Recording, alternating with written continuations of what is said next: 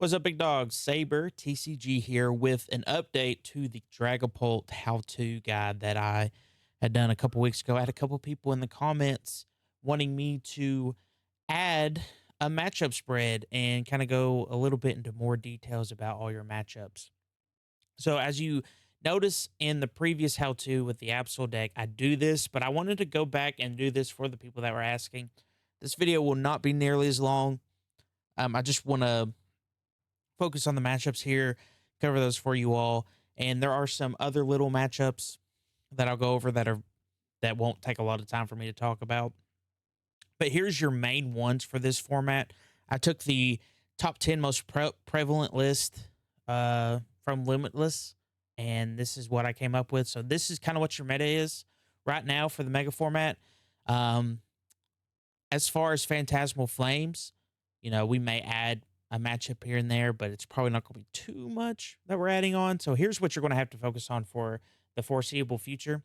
And I'm just going to go over these. Let me know in the comments if you have any questions about any of these, or if you have anything else you want to add. I'd be happy to go over it. I've been playing this deck a lot, so I feel like my knowledge of the deck is only growing.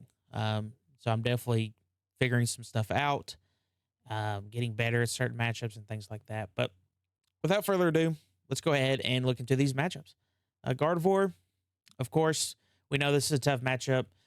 The Gardevoir player is going to use the classic Mew Clefairy combo and just kind of go off on your board.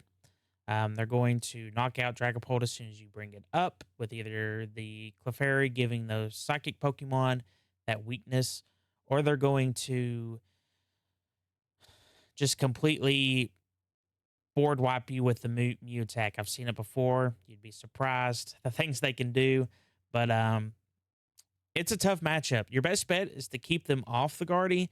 So similar to how kind of like Terapagos does with Gardevoir, where they will Rose Spring attack, knock out the two Ralts. That's kind of what you want to do when you're playing against Guardy. You want to Curse Blast and either boss up, or if they already have it up, Curse Blast and then attack, knocking out two of the Guardy line. You'll need to Halucha if you're knocking out a Ralts. You'll need to Curse Blast if you're knocking out a Curlia. And you'll need to be attacking the other one. That's your best bet. And then from there, just make sure you don't lose to the monkey line and keep them off the Guardy. So anytime they play the Ralts, Halucha, use another Ghost, things like that. Just make sure that you're not leaving your Duskull and not turning them into Dusclops, because that is monkey fodder. As far as the mirror matchup, you need to be smart with your Ghost. If you play a late Ghost, they're just going to get knocked out. They're just going to put 60 there. They're never going to let you build it up. It's kind of what they do with the Charizard matchup. But the best bet for this matchup that I've learned is just to be slow and steady. Let your your big prize turns come to you. Kind of build them up and set them up in a way that you want to see fit. Don't be afraid to attack into the Dragapult and then, keep them off a Ghost. If you can keep them off Ghost and attacking the Dragapult, you can always, either do your own Dusknoir to finish off the Dragapult, or you can attack into one of those 210 HP supporters that they play after you do like a Halucha and take, a pretty big 4 to 5 prize turn from there. So just play slow and steady. Make sure you're taking your time, building up your board, setting up under the Badoo. We want to make sure that we have everything set up before we start attacking against the mirror. As for the Charizard matchup, you want to punish the late play Charmanders or Ghosts. So they're going to try to rush and get their board going with like Pidgeot and Charizard, start attacking, start putting pressure on you. You're going to sit behind your Badoo, and then once you're ready to attack, once they start playing these Charmanders and these Duskulls on the bench, just keep them off them. Don't let them build up another Charizard. Don't let them build up any Dusknoirs to kind of combo you with. It's kind of hard to deal with the Pidgeot, but if you can deal with the Pidgeot in a way that doesn't use like a good chunk of your resources, let's say you've already put damage on there and they don't have a Monkey Dory down, or you can get like a Dusknoir play where you can knock it out, and then maybe also knock out a Ghost and get like a 3 prize turn, or maybe you need, just to put some extra damage on the Charizard. Just things like that. Just make sure you're not using too many of your resources. because ghosts are your best friend in this matchup. They'll also help you not play into Briar. We need to make sure we're not playing into the Briar play because they will go for it. They're one of the best decks for getting it because they do play the ghost. So we just need to make sure we're not doing that. And as long as we do that, this is a pretty good matchup for us. As far as Gholdengo, Gholdengo is a tricky one. You want to try to knock out 2 Gholdengos at once where they're 260. Sometimes if they're playing the picnic basket, that's not an option.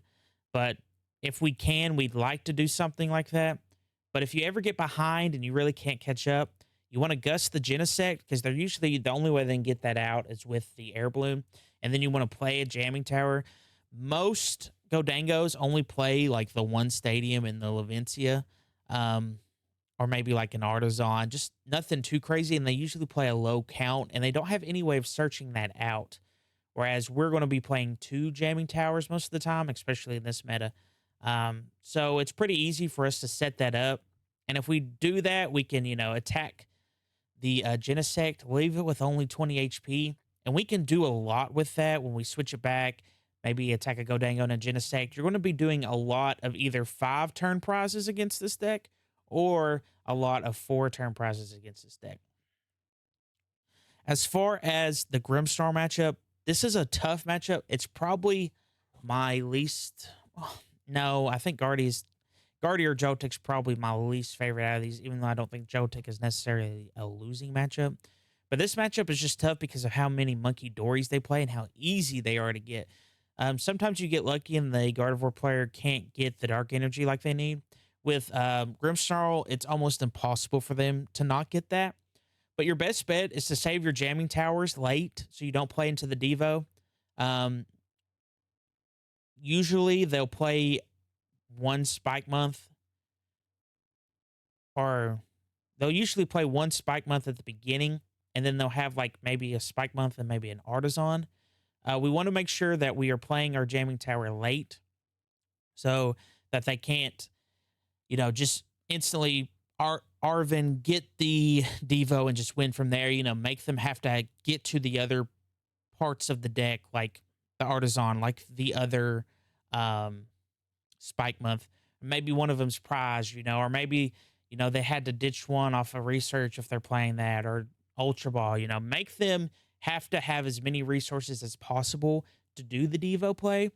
And we're not going to be really going after the Grimmsnarls as much just because we have a hard time knocking them out unless we can do like a Dusknoir play. And we notice, if we do Dusknoir, Hawlucha, and we can knock out, maybe Impidimp and the Grimmsnarl, if we can do something like that and just completely keep them off of it, they can't attack with monkeys in this list. They can Yveltal lock you, but we have a lot of tools to get out of that, so we're not too worried about that. If we can do something like that, we want to, but a lot of times you're not going to get that opportunity, so we want to keep them off multiple Monkey Dories to where, they're not able to attach energy, have 2 to 3 Monkey Dories on the bench, and just kind of be moving all of our damage that we're putting on. But if we can prevent ever leaving damage on the board, that's our best bet, because then it also makes them have to have the Frostlass. And if they play Snorunt late, that's a 60 HP Pokemon we can just go after. As for the Terapagos matchup, if you're afraid of seeing this at your event, I know I had a pretty good showing at the Lily Regional. Maybe it's very prevalent at your local, or maybe you're going to a cup and quite a few Terapagos players are going to be there. You may want to consider the Shaman in your list. Shaman just makes this matchup a whole lot easier. There's only 2 ways that this deck can really get ahead of you and kind of, submit you, and that's the Wellspring and the Clefairy. And once you knock out the Clefairy once, they have to have, Night Stretcher, Crispin. They have a bunch of resources. If they play only 1 Psychic, they only get to do it once. And a lot of Terraboxes are moving down to 1 Psychic. So that's something else we can get to consider. That has them having to have either Super Rod or 2 Night Stretchers. It's a lot more resources they're having to get. And a lot of times we're Ionoing them, so they're not going to have all those resources. So if we can get past these 2, they can't really knock us out with the Pikachu. If they play with the Mawile, it's very hard to set up and it's also a liability because they have to set it on the bench. And if they set it on the bench, we can do a Dusknoir play into the Dragapult to get a 3 prize turn, or if they have like a Hoot Hoot on the board, we can Hawlucha, and then there's a 4 prize turn. So that makes the game even easier for us. So we just want to keep them off the owls late in the game and then Iono them so they can't set up stuff like that. For Ceruledge, this is probably one of the easier matchups you'll have of the day. Ceruledge and Charizard are definitely ones I like to see when I'm playing this deck. You can play around Legacy with your Ghost. You can also play around the Legacy energy with Monkey Dory. You can also combo knockout 2 Ceruledges like you do Gholdengo. So we're going to get those 4 prize turns quite often against this deck. All you have to do where it's 270 HP is play your Hawlucha, put the 60 on the other Ceruledge, or play the Hawlucha after you attack once, and then you have 4 prizes. This is the Gholdengo matchup in a nutshell, except you're a favorite. So you're going to play similar because they do play similar. They play the Lunatone stuff. They're playing to get a bunch of energy going to where they can get these big knockouts. Except Ceruledge can't knock you out their very first turn as easily as Gholdengo. So we do have that luxury. Sometimes they do get it if they are very lucky with their energy discarding. It really just depends. A lot of times they don't get there, though. As for the Raging Bolt, you just want to keep them off owls late game, and you should have an easy time. The Baby Bolt can be annoying. So if you do play Rare Candy, you want to try to find it early so that they can't just abuse and knock out all your Dreepies really early, and especially the Dreepies with energy. So if we play the Rare Candy, we'll want to try to see it early, and then later in the game when they try to do owl plays, we want to Iono them to make it as hard as possible for them to get to their owls so that they can't just win, because they do have to have the 7 energy to knock us out for the 350 unless they're able to do like a boss play or a prime catcher play. And most of the time they've used at least one of those, if not both. And if they play 2 boss, I mean, at that point, we're just playing behind them to a point where we're never going to be able to catch up. And that's probably our own fault or our own doing. For the Joltic matchup, this matchup is very annoying. I don't like playing against Joltic with this deck. You have to play so different than against all the other decks. You have to keep your board small.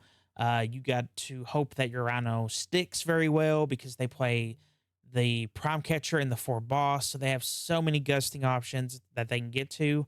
They don't have a lot of draw, so it's really annoying when you Iono them to either 4 or 2, and then they just have it off rip. We want them to use their Prime Catcher early if we can. But at the end of the day, this matchup's really 50-50. It's really just how they draw after the Ionos. But if you play with a small board, you're going to make it harder for them to get those Iron Hands knockouts. And that's really the only way they can knock out or get KOs is with the Iron Hands or the Clefairy. So we want to try to keep that mitigated. If you play with 2 Pokemon only on your board, they can't knock you out with Clefairy. And then if they are both Dragapults, then they can't knock it out with Iron Hands. You want to try to set up multiple prize turns against this deck, and then use your Jamming Tower so they can't abuse the Bravery Charms that they're playing, or some Pikachus will use like the Vitality Band and stuff like that. We want to make sure that we're keeping them off stuff like that. As far as for control, or the Pidgeot control, just make sure you don't play anything unnecessary on the bench that they can lock, and then you should be fine. We have plenty of options in our deck that, like the Turos, that's going to keep us from getting locked. Sometimes you can't help it. Like sometimes you start, your Latios or your Bear. But most of the time, if we're just playing Dreepies and Dracoloaks and like Badoos on our board, it doesn't matter what they bring up because we can just either evolve and a Dragapult, start attacking. We have plenty of resources, or if we're Badooing them, then they can't use items, and that makes their game a lot harder. So just make sure you're not playing too much on the bench. You should be good. For the Absol Mega Box, we want to keep them off monkeys so they can't use the instant KO attack. This is the one matchup where they definitely want to set up 2 monkeys if they can. It's kind of hard for them to do that because they are so energy deprived. but we want to try to keep them off the Monkey Dory. So maybe you need to Dusknoir one, maybe you need to Gust one up and knock it out. Um, a lot of times I find myself doing a Gust on the Monkey Dory, doing a Lucha to bring the Psyduck to 60, and then knocking those two out to where the point that if they want to play another Monkey Dory, at that point I should either have like a Dusknoir or a Dusclops, one of the two. And then if I can get enough damage on those Mega Pokemon, I can go for that 4-prize turn. And all that they can really do is the Crush Claw attack at that point because they can't set up the 60 damage. You just have to be really careful where you put your damage at. You need to try to get rid of it, kind of similar to the Grimmsnarl. But late game, you just want to keep them off pennies so that you can make sure that your damage sticks where you want it to stick when you're attacking. And then you also want to make sure you're playing Jamming Tower so they can't rely on those Bravery Charms in that lively stadium. But yeah, you want to go after more of their supporter Pokemons in this matchup because the Monkey Dory and Psyduck's really what's going to carry them to beating you when you're playing against that deck specifically. Some other matchups that I'll just mention, Alakazam, you play Iono, so you should be favored. You can also always knock out their Abras, and if they play the 60 free retreat Dunsparce, you can also knock that out as well. It's pretty easy to knock those out.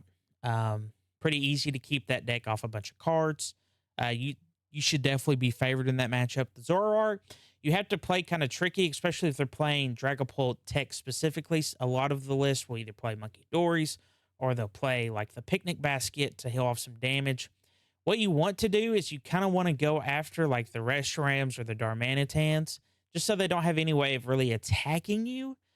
Because if you attack them with the Zoroark and you put 200, they're going to retaliate kill with that second attack off the Reshiram, your Dragapult.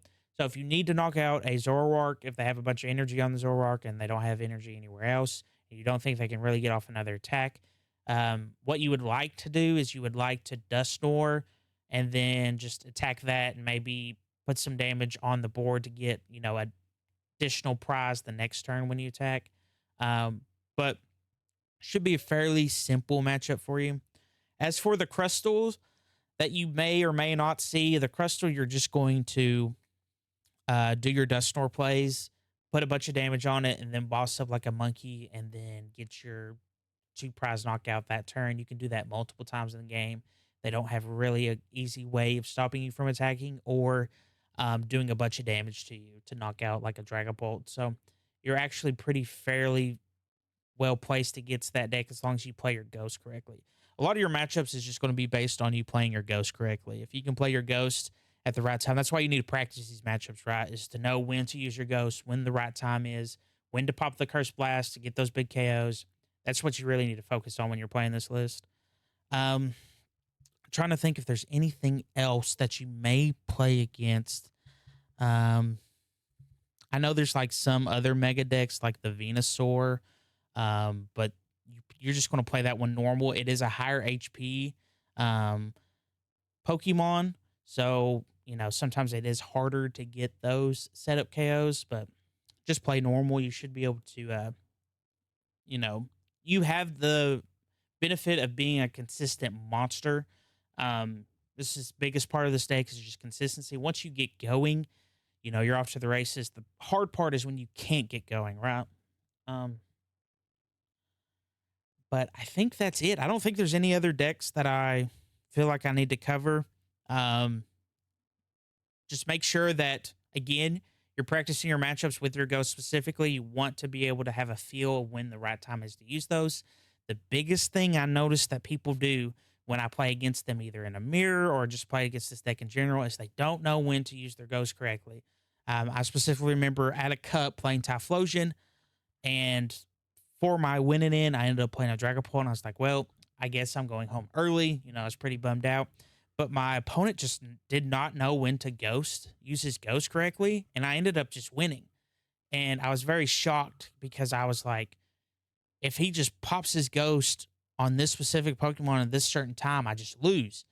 And that's just where people are just misstepping. They feel like, okay, I have the Dusknoir on the bench. It's now time to use it. I've built it up.